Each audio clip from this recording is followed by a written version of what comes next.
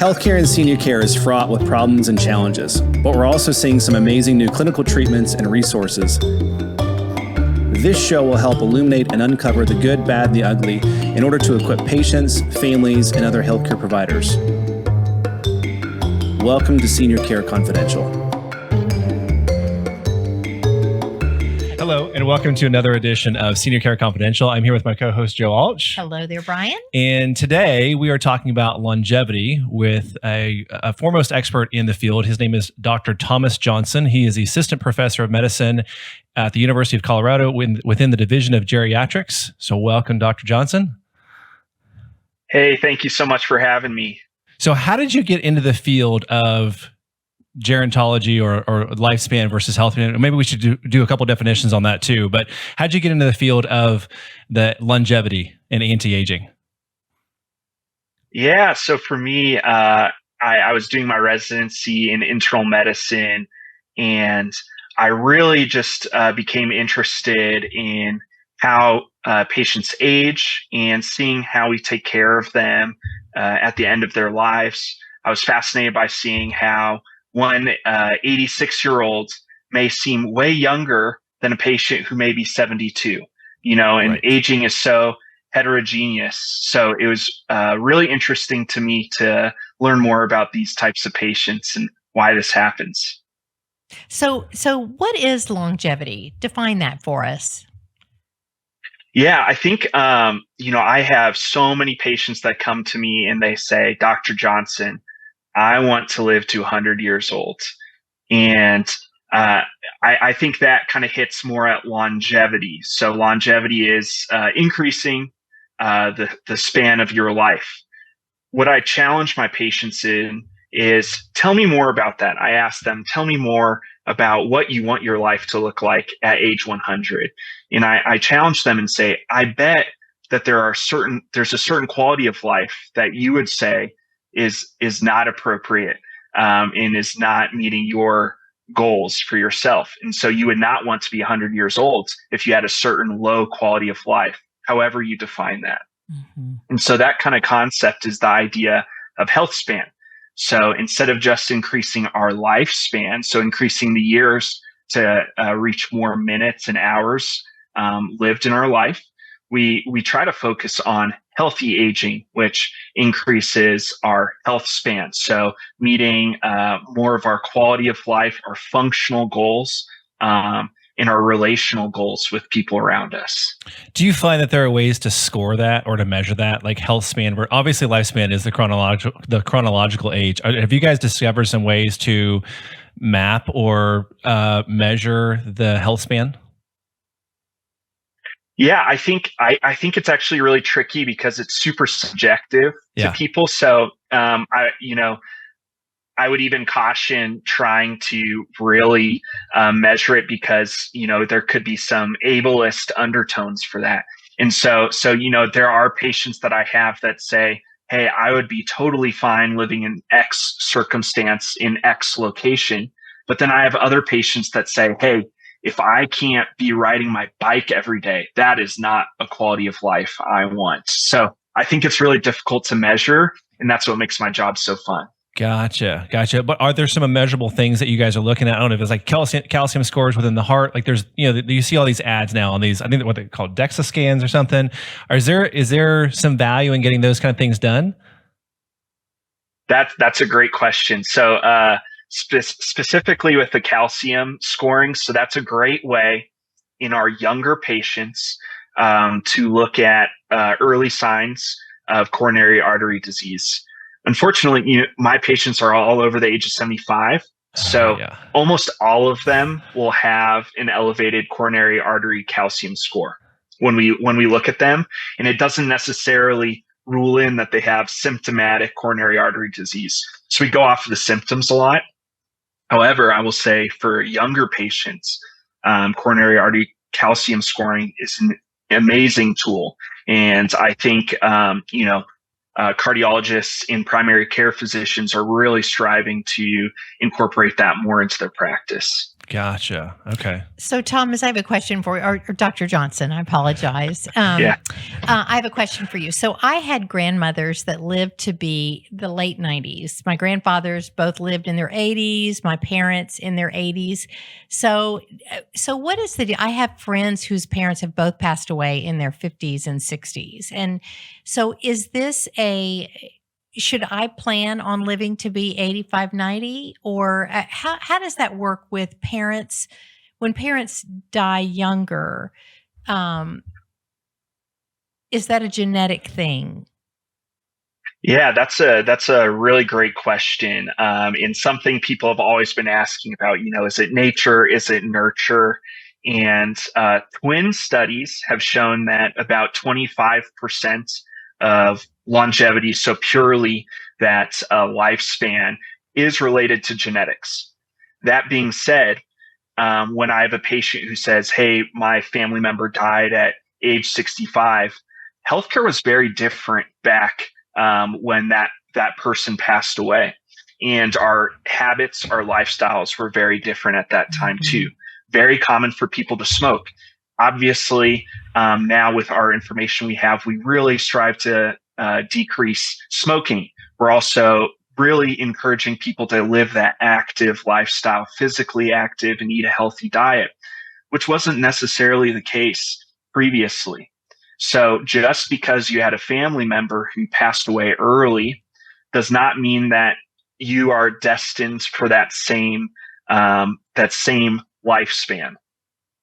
However, I will say it just highlights the importance of living those healthy lifestyle, that healthy lifestyle that your doctors are telling you about, your providers are telling you about. Okay, so as a patient that comes into your office at 75 and they say, I want to have the best day of my life every day, what do you recommend?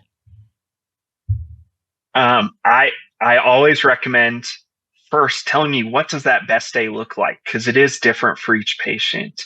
And so what I talk to these people about is really a lot of the things they've heard from doctors, but I reinforce these things. So limiting, no smoking and limited alcohol.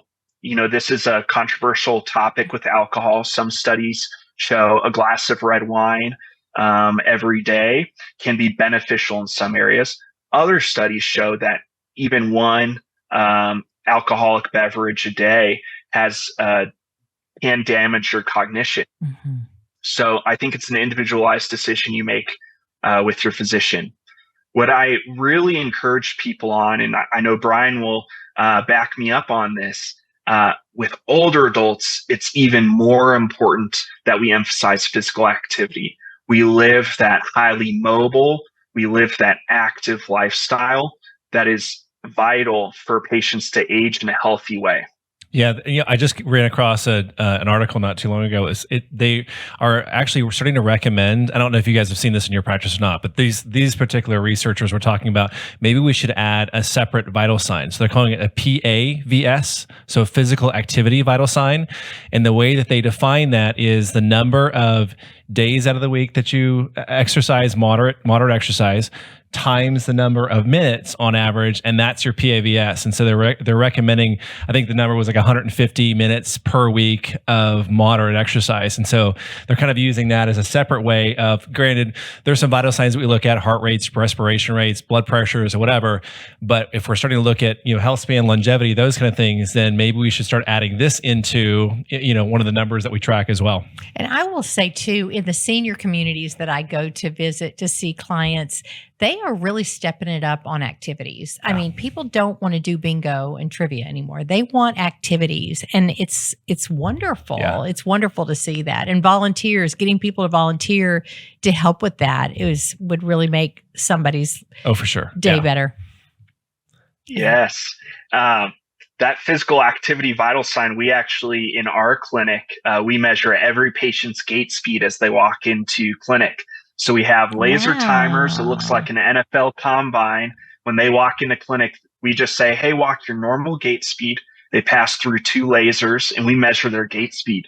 And that's actually a a gait speed is just as good as a timed up and go, which is another test we use to measure physical function. It takes less time, and we incorporate it into our rooming. So it is essentially a vital sign for us. Wow. And so with that information, we can actually learn not only about their physical functioning, so it can tell us, is it safe for them to walk across the street? Are they at risk for falls? It actually tells us about mortality and a patient's general health overall. So I can even monitor patients where I see, hey, this patient came to see me, their gait speed was 0.9 meters per second, which is pretty good. Our goal is above 1. But then the next time they see me, it dips down to 0.5 meters per second. Before I even step in the room, I have a clue something's going on here. And all the other vital signs may be the same. I talk to them. They may have an infection. I had one patient that because of that visit, we got an ultrasound of this person's heart and found they needed a valve replacement. In their gait speed, they got the valve replacement, went right back up. So for those of us that don't have fancy academic places like y'all, what can we do? Like in a home, like are there Apple Watches or Garmin's or anything? Like I know my Apple Watch will do, because I walk quite a bit, it will do like my minute pace per mile or whatever. Is there something that will do it like that defined in the home? Yeah, so actually on every iPhone, if you look in the Apple Health section, there are mobility scores, and it actually goes into a lot of detail. One of them is gait speed. You can change the units of that to meters per second. I love it. I will say that it's not super specific, so it's not as good of a measurement. It gives you a general trend, and it's telling you your gait speed throughout the day. So that can be first thing in the morning. That can be when you are trying to walk fast. So it's not as good as your usual gait speed, which is what is actually studied. But that can give you a clue to how things are going. But if I gave them if I gave them my if I gave them my cell phone and said, put it in your pocket, I just want you to walk this hallway, just your normal gait speed. Like I can track that over time, right? That way, just for that short period, or the Apple phone let me do it that way. The functionality is not to that point yet. Okay. In the health app. All right, that's my next project. But if anyone from Apple is listening, happy to collaborate. I love that. What a great tool. Okay, that is awesome. So what about diet? Let's talk about what is the best diet for that patient over 75 that wants to live an optimal, healthy life. Yeah, so my caveat for everything we discussed today is this is all individualized with your personal healthcare provider. So discuss all of this with your healthcare provider. I know that they would be very excited to talk about this with you, but there are unique diseases that require different changes to your diet. So I don't want to make a blanket statement without that caveat. However, there are a lot of different studies that show different diets can be beneficial. Diets are notoriously one of the most difficult things to study. What I would say is, in general, one of the most safe diets for people to pursue is a Mediterranean diet. Absolutely. Dr. Timothy Harlan, he is a former chef who became a physician, and he actually has a website, www.drgourmet.com, where he posts recipes for free, every single week. And on this website, there's nothing for sale. He's not trying to sell a supplement. He just provides these recipes. And his thoughts, awesome. Whenever you hear him talk, he talks about how even small changes, adding more Mediterranean style foods into your life, can make substantial changes for you in your future. So what the thought is that perhaps these foods are more anti-inflammatory, and so therefore they result in less sequelae or less consequences of aging over time. Interesting. Okay, so now that this stuff is out there, I know you're a physician and you do some rounding. We'll save your hospital, but as a general rule, like when you were going through your physician training or working in other hospitals, residency, whatever, Where's the disconnect between that concept and the actual menu that patients get delivered? Yeah. So, um, yes, it can be very tricky because there are a lot of different interests in why we make the food that we do in hospitals, nearby clinics, things like that. And it's also sometimes hard to control.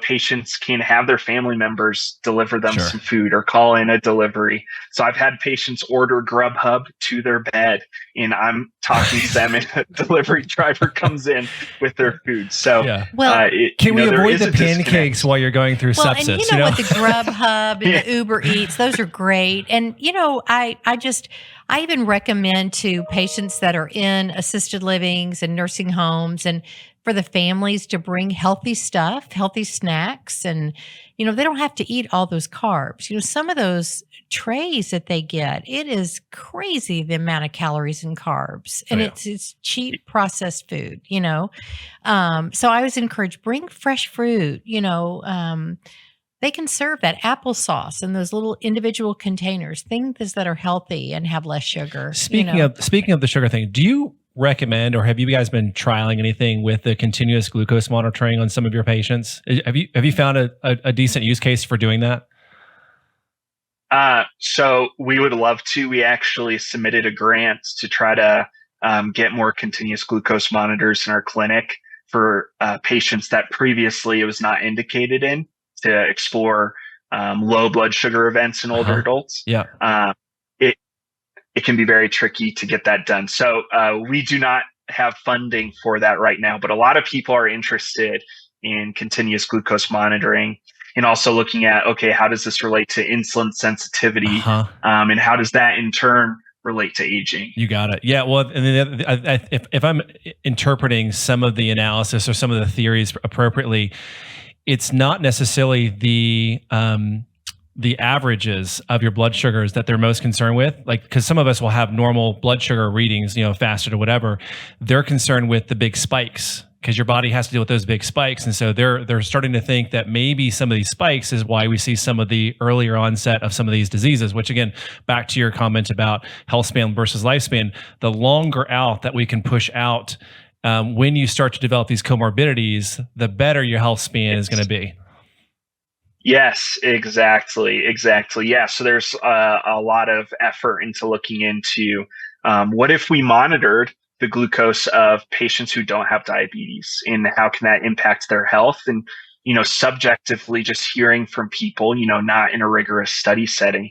I've had friends who have got CGMs, continuous glucose monitors, and just tried it on themselves. And they learned a lot about their diet, and they learned a lot about how their bodies deal with certain foods. And that can be a useful feedback mechanism to see instant results of what you're eating, instead of waiting for the pounds to go up, what which it is, does to your body. a late effect of that bad diet. Yeah, for that's sure. Great. I was listening to, there was a podcast I was listening not too long ago. There was a doctor on there who had done this himself, and what he found was he would eat the same foods, and he would vary what he ate, like the first thing he ate, for example, would have been like the potato, and then the next time he would do it where he would eat the meat. He found if he ate the meat first, it actually suppressed his overall blood sugar spike, and he thinks it's probably because the density of the protein food that you're eating slows down the motility of the food moving through, and so it kind of blunts that big spike of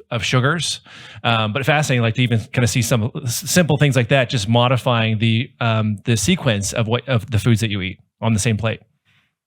Yes. Yes, exactly. And I mean, that kind of harkens back to why we always talk about the importance of whole grain foods. That's a more difficult carbohydrate to process and has lots of fiber in it. Both those things help prevent those giant glucose blood sugar spikes. Gotcha.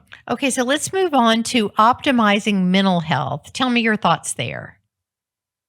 Yeah. So when we think about healthy aging, the American Geriatric Society has a couple different domains that we focus on. So we've talked about managing our chronic conditions. So that goes into our diet and physical activity. But some other areas we think about: optimizing physical health, optimizing cognitive health and optimizing mental health. And finally, facilitating social interaction, which we can talk about in a little bit. Going back to optimizing mental health, as we all know, as we've all experienced because of the COVID-19 pandemic, and I would even say preceding that, we are, experiencing a mental health crisis throughout the world, but also in the United States.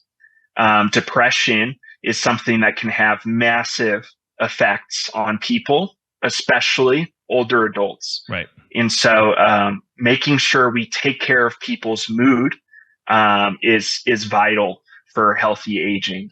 Absolutely. What do you recommend for that?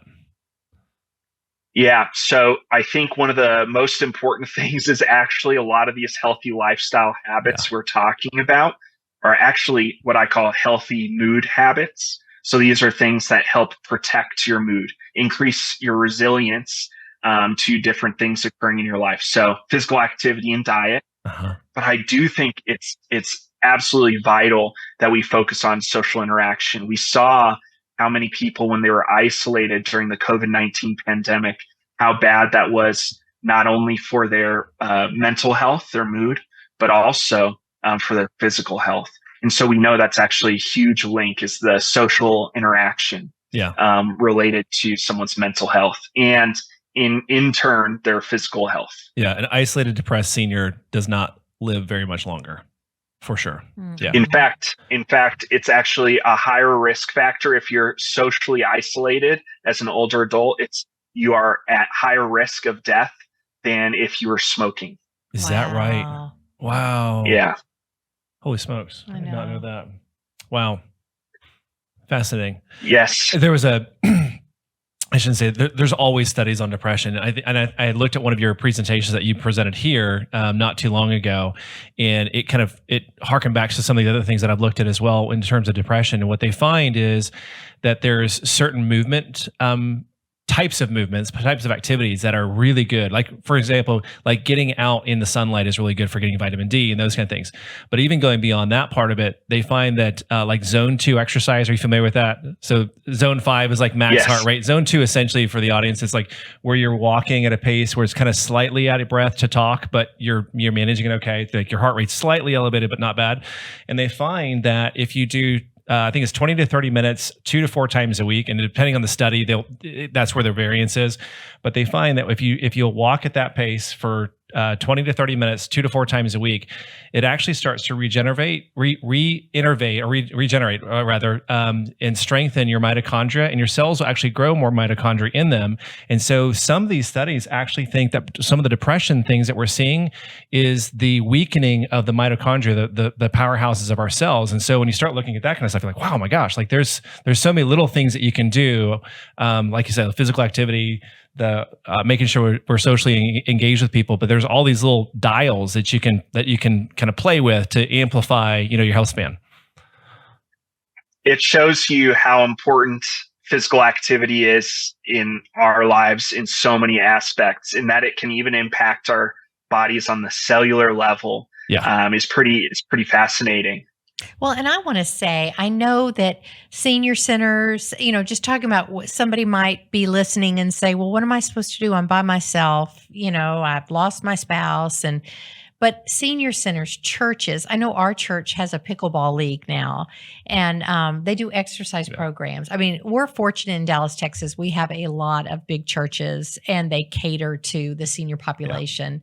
And so to the listener wanting to find some kind of activity, call your local senior source, your local church, your chamber of commerce, and they can direct you as well. Yep. Yes. So every county has an area agency on aging. And a lot of times they have websites where people can access resources specifically designed for seniors.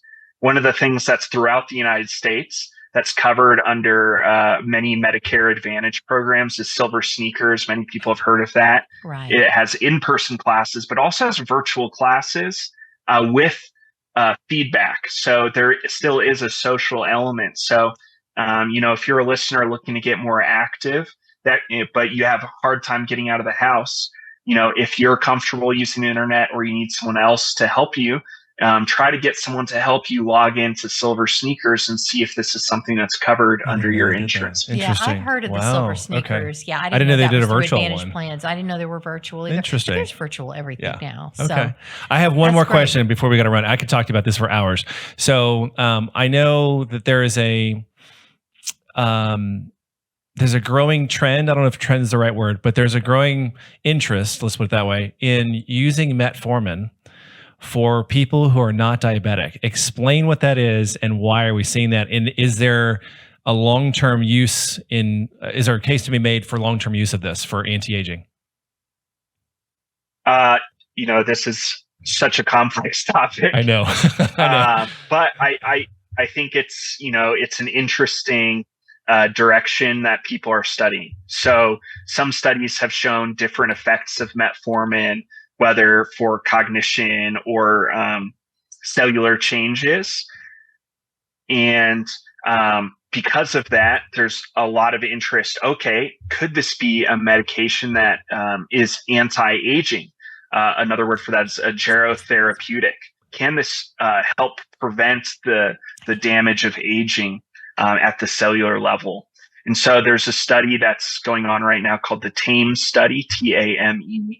And so the results of that, as far as I know, are not out yet, but that's really diving into this. I have seen one study that looked at adults who were exercising. They put some of them on metformin, some of them on placebo, and the results honestly were mixed. So there are some aspects that were better in the metformin group, but other aspects were attenuated, or we didn't see as many gains or variability as we would see in the placebo group. And in those instances, it was not necessarily a good thing. So we didn't see the cellular changes associated with better physical fitness. Interesting. So I can't just take metformin and live longer.